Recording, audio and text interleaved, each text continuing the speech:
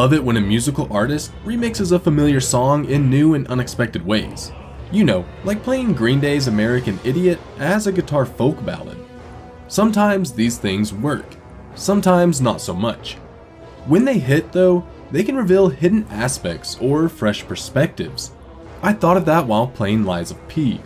It's an unapologetically Souls-like action game, but not just that. It's also an unapologetic love letter to FromSoftware, and players will recognize ideas from all the Souls games, Elden Ring, Sekiro, and especially Bloodborne. Still, Lies of P is more than a cheesy cover band ripping off someone's hard-earned style. It has its own identity. More surprising, there are small moments when it surpasses its inspiration.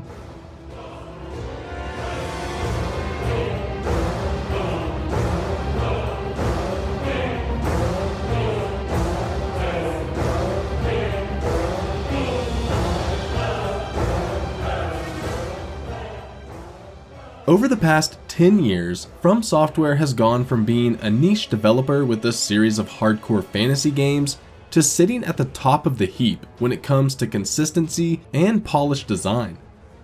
The Dark Souls franchise spawned an entire subgenre of action RPGs, too many clones and ripoffs to count. Sadly, most of the wannabes focus on the wrong aspect of FromSoft's philosophy. Some developers just make their game ridiculously difficult, add a health and stamina bar, and call it done. One of Lies of P's strengths is that it understands the real FromSoftware secret sauce, which is that their games start with respecting the player's intelligence, time, and ability to problem solve. There are few challenges in the Soulsborne games that require brute force alone, but the smart use of the tools available, skills that can be mastered, or even ways to avoid a situation altogether. If a player is stuck and frustrated, they're almost always missing something. Those concepts are translated into mechanics like stamina management, parrying and dodging, and appropriate weapon selection. So too in Lies of P, it nails the loop of failure and progression. If you're like me, you did a double take at the thought of Pinocchio as the subject of a moody gothic action game.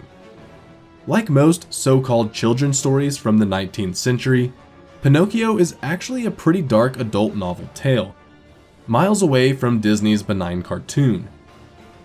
Lies of P captures the uneasy tone of the original story.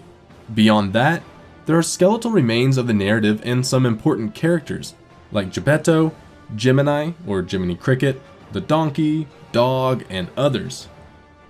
Visually inspired by the European Belle Epoque era of the late 19th century, Lies of P is set in the city of Krat, a progressive metropolis where the inventor Geppetto has filled the town with animated puppets, futuristic elevated trains, and utopian ideas.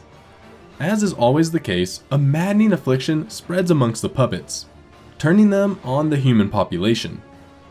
You play as Pinocchio, the puppet with dreams of becoming human, and literally everyone is your enemy.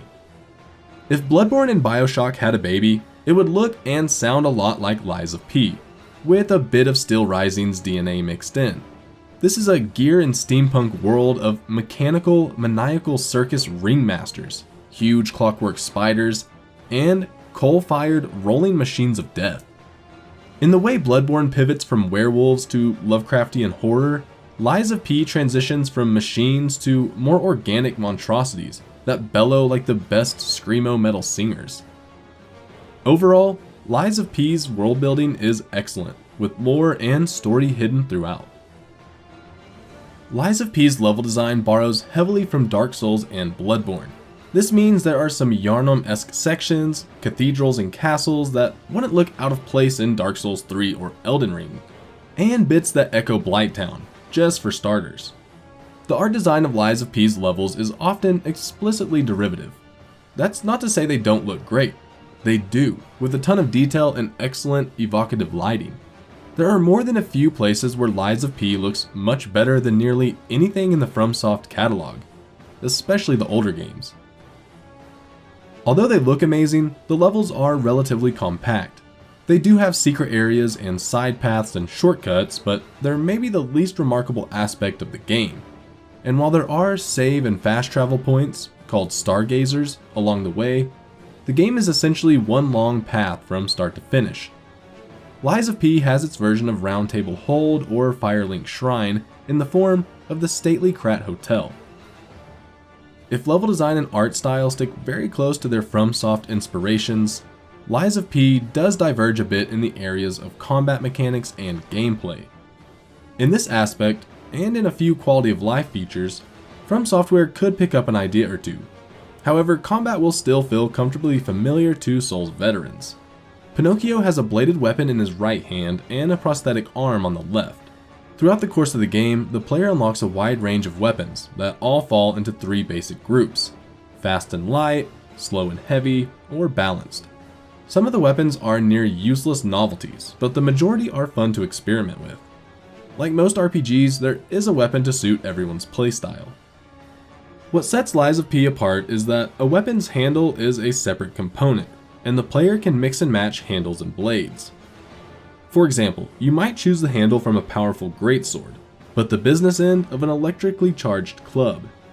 Lies of P doesn't have near the weapon catalog of a game like Dark Souls 3 or Elden Ring, but the ability to combine parts adds a huge amount of weapon potential. Both the blade and handle carry something called Fable Arts, obviously similar to weapon arts, and this allows for some very useful hybrids. The mechanical left arm can be outfitted with a variety of unlockable special abilities and spell-like elemental effects, while performing just about every upgrade cost Ergo, the game's Souls-like currency. The needed components are found by exploration, combat, and purchased at vendors. As in most FromSoft games, leveling up means a trip back to the home base hotel. Overall, combat feels great, and it flows very similar to the best moments in FromSoft's games. A few of the animations feel a little stiff now that Elden Ring has trained us, and not being able to climb feels old school and limiting. Lies of P has at least two quality of life features that everyone will appreciate. First, when you die to a boss, your dropped Ergo is waiting outside the fog gate. Second, your Ergo counter turns to blue when you have enough to level it up. It also shows how much you lost when you died. Lies of P has an excellent selection of enemies, from low-level trash mobs to a broad selection of mini-bosses and chapter-ending boss battles. More than a few bosses demand a specific technique, like perfect blocks, backstabs, or elemental attacks. While there is no multiplayer, Lies of P includes optional NPC summons for the main bosses. The NPC is mostly useful for distraction or tanking. It never feels like it can win the fight for you. At their best, which is to say most of the time, FromSoftware games use increasing mastery and a steady drip of difficult encounters in place of a difficulty setting. For many players, besting a Dark Souls boss after multiple attempts, or simply surviving the gauntlet of a level, is a unique dopamine rush. Lies of P nails this too, maybe better than any non-FromSoft game I've ever played. Be warned though, around 20 hours in, there's a difficulty spike. It's not well supported by access to upgrade materials or new weapons. After 20 plus hours of elation, Lies of P turns into a bit of a slog. It recovers, but that section just reminded me just how good the pace and challenge balance had been. As articulate as combat animations are in Lies of P, the game's NPCs are disappointingly static. To be fair, it's a complaint often also aimed at Dark Souls or Elden Ring NPCs. Lies of P's audio is all good news. Environments, weapon sounds, and special effects are excellent, and the musical score is outstanding. It hits both lovely moments of melancholy and thrilling orchestral pieces to accompany boss battles. It's the equal of anything in Dark Souls or Elden Ring, both known for great music. FromSoftware's games are known for their longevity. This is in part due to the immense number of ways to craft a character, the challenge of New Game Plus runs, and compelling multiplayer modes.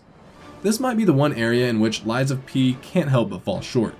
You can't do much in the way of customizing a character, and clothing choices don't impact stats at all. The levels are short enough that by the time you've run through them 3 to 4 times with new builds, it starts to feel a bit familiar. On a PC with middling specs, Lies of P ran at a rock-solid 60 FPS in 4K. There was some pop-in, especially as scenes were loading. I encountered a few minor bugs, but on the whole, the technical performance was surprisingly good. Calling Lies of P derivative is both obvious and misses the point. It's a love letter to FromSoftware, but one that quite often matches or even exceeds its inspiration.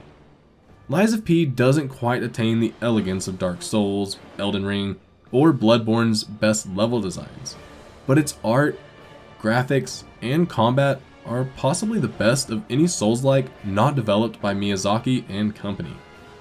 Lies of P is addictive, challenging, and rewarding, and a must-play for fans of action RPGs.